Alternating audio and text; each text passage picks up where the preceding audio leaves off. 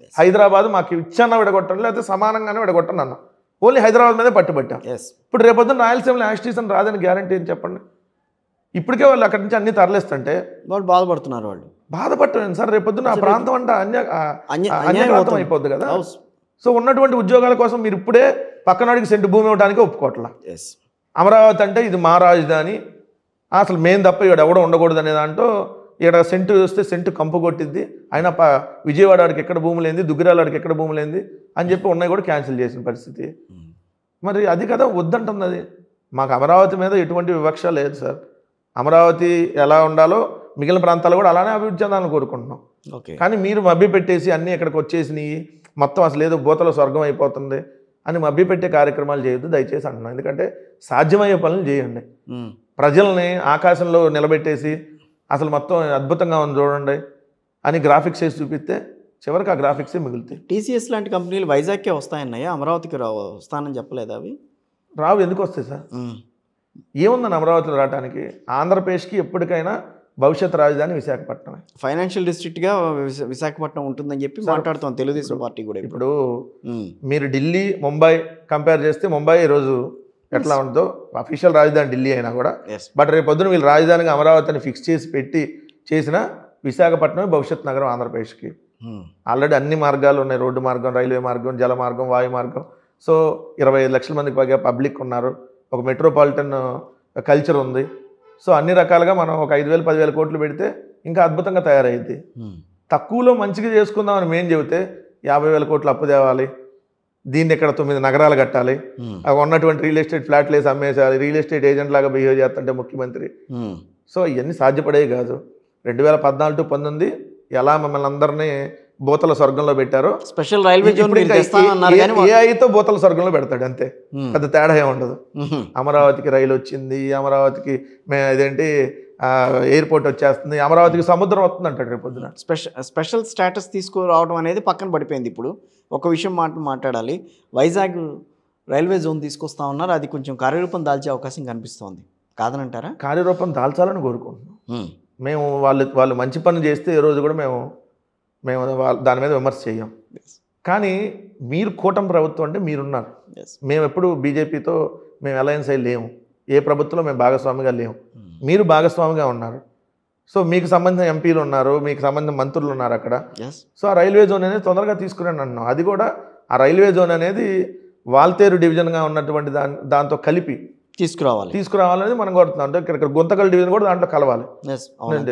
అదేదో ఊరక మీరు ఏదో కొంచెం ఏదో ఇచ్చేసామని చెప్పి నామకే వరుసగా కొద్దిగా చేసేస్తే దానివల్ల ఉపయోగం కూడా ఉండదు. అదే మేమంటుంది, ల్యాండ్ ఎలకేషన్ కూడా మేము ఉన్నప్పుడే ఇచ్చాం రైల్వే జోన్కి సంబంధించి.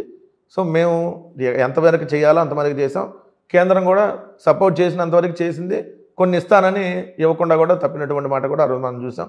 పోలవరానికి సంబంధించి మొదటి దశకి 13,000 కోట్లు ఆమోదం తెలిపించుకున్నాం మేము. మొత్తం 55,000 కోట్లకు ప్రపోజల్ ఏదైతే అయ్యిద్దని, కానీ ఇప్పుడు వాళ్ళు 41 మీటర్లకే డబ్బులు ఇస్తామంటే యాక్సెప్ట్ చేసి సంతకం పెట్టి వచ్చారు.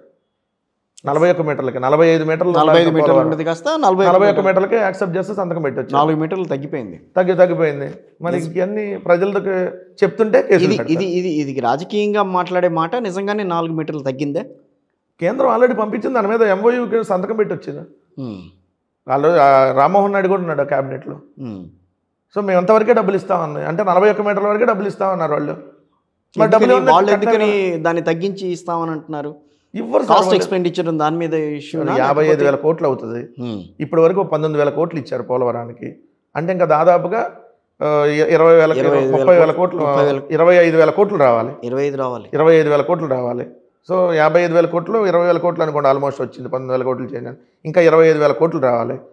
సంవత్సరానికి 4,000 కోట్లు ఇస్తే ఇంకా 5 ఏళ్ళు 35,000 కోట్లు రావాలి. ఇంకా 35,000 కోట్లు రావాలి. 55,000 కోట్లు అంటే 19,000 కోట్లు అంటే 55 మైనస్ 19 అంటే ఇంకా దాదాపుగా 35,000 కోట్లు రావాలి.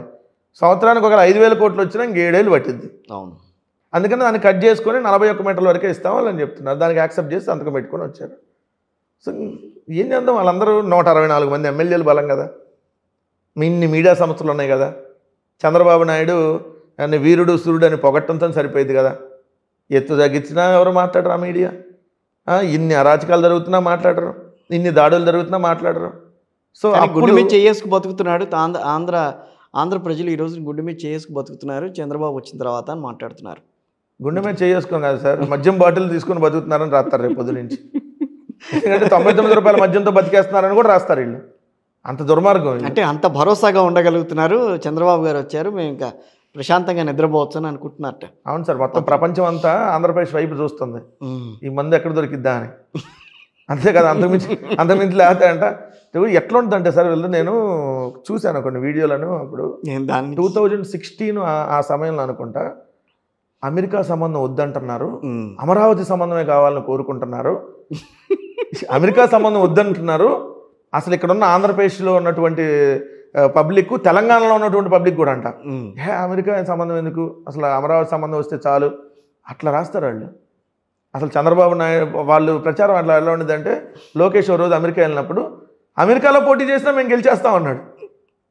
సో వాళ్ళు ఇట్లా చెప్పలేదు సార్. ఏఐ టెక్నాలజీ ఇంకా వచ్చింది కదా, అప్పుడు ఇంకా తిమ్మిని మమ్మీని చేసి చూపిస్తారు. మన వరదల్లో కాస్ట్లీ భోజనం పెట్టినట్టే ఉంటుంది. 323 కోట్ల అగ్గిపెట్లకి వాళ్ళ ప్రచారాలు అలానే ఉంటాయి, వాళ్ళు చేసే కూడా అలానే ఉంటాయి. సో ఈ 5 ఏళ్ళు అలా నడవాల్సిందే, తప్పదు. జమిలీ వస్తే దేవుడి దయ వల్ల కొంచెం ముందు వస్తే ఈ దరిద్రం, ఈ సాడిస్ట్ పరిపాలన ఇక అంతం పలకడానికి. మీరు సాడిస్ట్ అంటారు, వాళ్ళేమో రాక్షస పాలన అంటారు వాళ్ళు. సార్ మా ద్వారా మంచి జరిగిందా, ఇప్పుడున్న ప్రభుత్వం ద్వారా మంచి జరిగిందా, ప్రజలను గుండెల మీద చేసుకొని చెప్పమండి వాళ్ళే చెప్తారు. ప్రజలకే ఛాయిస్ ఇద్దాం. సో మీరు మాకంటే ఎక్కువ ఇస్తాము అని చెప్పి మభ్యపెట్టి ఏ విధంగా వచ్చారా, లేదంటే ఈమెయిల్ ద్వారా వచ్చారా, ఈ 2 రకాల్లోనే ఏదో ఒక రకాలు రావాలి కదా. సో దాన్ని కూడా ప్రజలు కూడా ఈరోజు అనుకుంటున్నారు, అదేందా మేము ఓట్లు వేసిన వైఎస్ఆర్ కాంగ్రెస్ పార్టీకి అయితే వీళ్ళకి ఎన్ని సీట్లు ఎట్లా వచ్చినాయా, మా ఊర్లో మేము ఓట్లు వేసింది వీళ్ళకైతే ఇక్కడికి ఎట్లా వచ్చిందా. అది చెప్పా కదా, ఒక ఊర్లో ఒక ఓటు అసెంబ్లీకి మాకు పడితే అంటే పార్లమెంట్కి 400 పడతాయి అంట. అది ఎట్లా పాజిబుల్? ఏదైనా 300 ఎడబడి 100 అటు పడ్డాయన్నా ఒక రకంగా ఉంటుంది. సరే, శాసనసభ ఎన్నికలు సరే మీరు గెలవలేదు, అయిపోయింది. స్థానిక సంస్థలకు ఎన్నికలు నిర్వహిస్తారని అనుకుంటున్నారా? స్థానిక సంస్థల ఎన్నికలకి ఇంకా టైం ఉంది కదా, టైం ఉంది, నిర్వహించాలి. బట్ చంద్రబాబు నాయుడు గారు అంతకుముందు ఎప్పుడు నిర్వహించాల. ఎందుకంటే 2014లో జరిగినాయి. అవును, జరిగిన తర్వాత 19 ఎన్నికల కంటే ముందు జరగాలి, కానీ ఆయన 19లో పెట్టలేదు. ఎలక్షన్స్కి ముందు జరగాల్సింది పెట్టలా. 2014 ఎలక్షన్స్కి ముందు జరిగినాయి. అవును, తర్వాత 18కి పెట్టాలి యాక్చువల్గా. అయితే 18 రావాలి, 18 మిడిల్లో రావాలి. అవును, కానీ అప్పుడు పెట్టలా. 1 ఇయర్ పాటు చేయకుండా ఏదైతే ప్రభుత్వ ఉద్యోగస్తులతోనే నడిపేశాడు.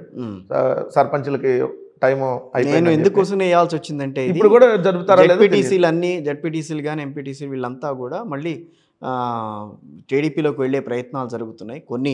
కొన్ని ప్రాంతాల్లో ఇప్పటికీ చిత్తూరు జిల్లాలో కొన్ని మున్సిపల్ చైర్మన్లు వాళ్ళ వసూలు చేసుకుంటున్నారు కదా. అయానో బెదిరించో, లేదంటే ప్రలోభ పెట్టో, లేదంటే ఆస్తులు ధ్వంసం చేస్తామనో కేసులు పెట్టి ఏదో రకంగా లాక్కుంటున్నారు కదా. సరే ఇది శాశ్వతం కాదుగా అంట నేను. ఇప్పుడు మీరు లాక్కున్నది శాశ్వతంగా. జగన్మోహన్ రెడ్డి గారు ఏ విధంగా చేశారో మీ అందరికీ తెలుసు. సో ఇవన్నీ లాంగ్ రన్లో వీళ్ళ మీడియా ఇవన్నీ కూడా చూపించకపోయినా ప్రజల్లో ఖచ్చితంగా రెవల్యూషన్ అనేది ఉంటుంది. అది ఆంధ్రప్రదేశ్లో సైలెంట్ రెవల్యూషన్ ఉంటుంది. సో వీళ్ళు ఏదో మనం అనుకుంటే అయిపోదు. నన్ను పవన్ కళ్యాణ్ 10 ఏళ్ళు ఉంటాడు, చంద్రబాబు నాయుడు ఉండాలని కోరుకుంటున్నా, ఈ కబుర్లని ఏముండదు. 10 నెలలు సక్రమంగా పరిపాలించండి. 10 ఏళ్ళ సంగతి తర్వాత ఇచ్చిన 6 నెలల్లోనే విధ్వంసం అంటే ఏందో, విధ్వంసానికి కేర్ ఆఫ్ ఆంధ్రప్రదేశ్ అని చూపించారు. మద్యానికి ఆ కేర్ ఆఫ్ కూడా ఆంధ్రప్రదేశ్ అని కూడా చూపించారులేండి. దాన్ని కూడా మెచ్చుకోవాలి. ఎందుకంటే మద్యం అసలు తెలంగాణలో ఈరోజు మా ఫ్రెండ్స్ అంటున్నారు, సార్ 99 రూపాయలకి ఎట్టిస్తున్నారు మీ ఆంధ్రప్రదేశ్లో మద్యం, ఇది భలే ఉన్నాయి ఈ బ్రాండ్లు అని. అంటే అంత చర్చ చేసుకునేటట్టు లిక్కర్ హోమ్ డెలివరీ అని మొన్న నేను మాట్లాడింది చూసి వాళ్ళు అడిగారు. నేను ఇంతకుముందు కూడా లిక్కర్ హోమ్ డెలివరీ 2-3 రోజుల క్రితం వేరే ఛానల్లో మాట్లాడినప్పుడు అడుగుతున్నారు, లిక్కర్ హోమ్ డెలివరీయా, నిజంగా మన తెలంగాణలో ఎందుకు పెట్టట్లేదు అని అడుగుతున్నారు. అంటే అద్భుతమైన పరిపాలన ఇంత తీసుకొచ్చారు. సరే వెయిట్ అండ్ సీ, చూద్దాం అన్ని రకాలు. Right, thank you very much అండి వెంకటరెడ్డి గారు.